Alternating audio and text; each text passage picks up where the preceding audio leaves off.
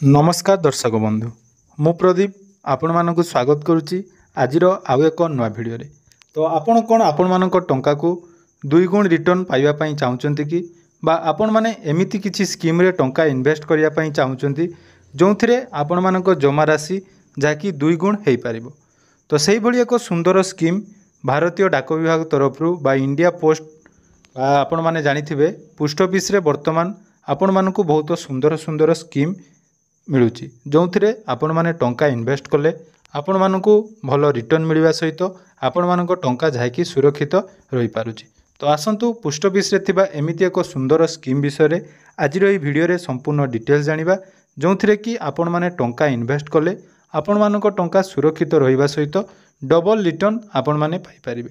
तो कौन रही स्कीम से विषय में संपूर्ण डिटेल्स जानी पूर्व जदि चैनल को प्रथम थर विजिट करछंती वीडियो को लाइक करेंगे, चैनल को सब्सक्राइब कर नथिले एबे ही सब्सक्राइब करी पाखरे थिबा बेल आइकन को क्लिक करी ऑल सेट करदेवे। तो देखंतु डाक विभाग तरफ आपण मानकर ग्रामांचल रे थिबा पोस्ट ऑफिस रे वर्तमान आपण मानक बहुत सुंदर सुंदर स्कीम सबू आरंभ हो जाइछि जहाँकि आपण माने जदि सही स्कीम रे टंका इन्वेस्ट करुचंती ताहले परवर्ती समय रे आपण मानक अधिक रिटर्न मिलता है एवं आपण माने जानिथिबे जहाँकि वर्तमान मध्य आपण माने बहुत सारा फ्रॉड संस्था जहाँकि आपण मानक टंका को खूब कम समय मध्य डबल बा दुई गुण तीन गुण चार गुण एमती कहीदे आपण मानक टंका को सेमाने जाकि चिटफंड माध्यम नहीं जाउचंदी किंतु भारतीय डाक विभाग बा इंडिया पोस्ट तरफ आपण मानकर जो स्कीम टी रही एथिरे जदि आपण टंका इन्वेस्ट करचंदी ताहले एक निर्दिष्ट समय मध्य आपण मानक टंका जाकि डबल हो पार। तो कौन रही आसतु जानी नवा। तो देखंतु पोस्ट ऑफिस रो आज जो स्कीम विषय आम आलोचना करने जाऊँ से स्कीम टीर नाम रही किसान विकास पत्र बा जहाँ को आम केवीपी नाम जानीचु। यही स्कीम रे जदि आपण माने टंका इन्वेस्ट करुचंती ताहले आपण मानकु जाकि निर्दिष्ट समय मध्य डबल रिटर्न मिलता है। तो देखंतु एथिरे जो सुदर हार रही आपण मानकु 7.5% सुद हार रे जाकि रिटर्न मिलिबो एवं आपण मानकर इन्वेस्ट करिथिबा टंका जाकि 115 मास अर्थात 9 वर्ष 7 मास रे डबल हो जिवो। तो एठी आपण मानक मन रे प्रश्न आसुथबो जे वर्तमान बाजार रे बहुत सारा स्कीम रही जो माने कि आपण मानकु 5 वर्ष बा 4 वर्ष एमिति रे दुई गुण रिटर्न देव बोली आपण मानकु प्रतिश्रुति देउचंदी। तो पुणी थरे आपण मानकु कहि रखिबी भारतीय डाक विभाग होउची आपणकर केंद्र सरकार को चालित संस्था एथिरे आपण मानक टंका जाकि सुरक्षित रहिबा सहित आपण मानक रिटर्न जाकि सुनिश्चित मिलिबो। किंतु जदि अन्य कोनोसी स्कीम रे आपण माने टंका रखुचंती ताहले पूर्व भली जाकि चिटफंड रे जेमिति आपण मानकर टंका जाइतिला सेमिति आपण माने टंका जाकि हरइबे। तेणु पोस्ट ऑफिस रे आपण माने टंका रहिले सेही टंका आपण मानकर सेफ रही थाए। एबे देखंतु एथिरे जदि आपण माने अकाउंट खोलिया पई चाहुचंती ताले सर्वनिम्न 1000 टंका रु आरंभ करि पारि आपण माने अकाउंट खोली पारिबे।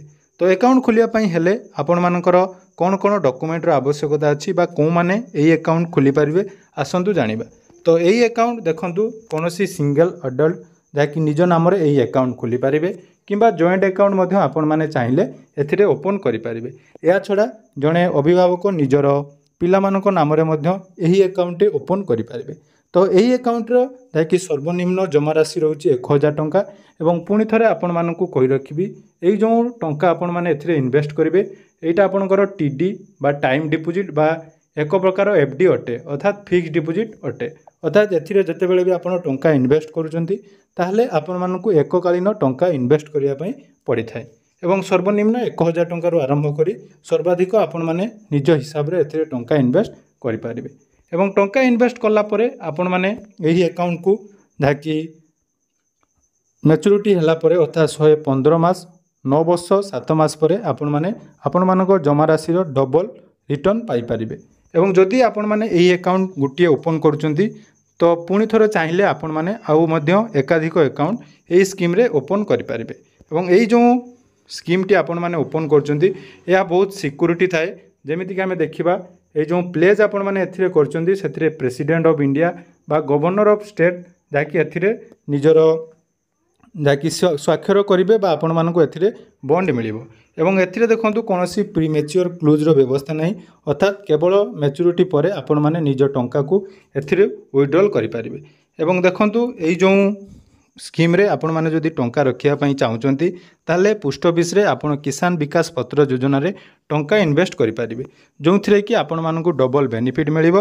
विशेष करी जदि आमे देखिबा चासी भाई भौणी माने जाकि निज फसल अमल होला परे जो टंका आपण मानकु मिली थाए सेही टंका को आपण एककालीन डिपोजिट करि परिबे बा जेकोनोसी व्यक्ति एही स्कीम रे टंका इन्वेस्ट करि परिबे। तेणु यह थिला आजिर पोस्ट ऑफिस रे थिबा केवीपी स्कीम बा किसान विकास पत्र योजनार संपूर्ण डिटेल्स। आशा करुच्ची आज भिडियोटी आपण मानकु निहाती भल लागिथिबो। तो एहीपरि नुआ नुआ अपडेट पाइबा पई चैनल को निहाती सब्सक्राइब करंतु एवं पोस्ट ऑफिस रिलेटेड अन्य कोनोसी स्कीम रो डिटेल्स देखिया पई डिस्क्रिप्शन रे हमरो पोस्ट ऑफिस रो प्लेलिस्ट अछि सेठारे जाई आपण माने संपूर्ण स्कीम रो डिटेल्स जानि परिबे। धन्यवाद।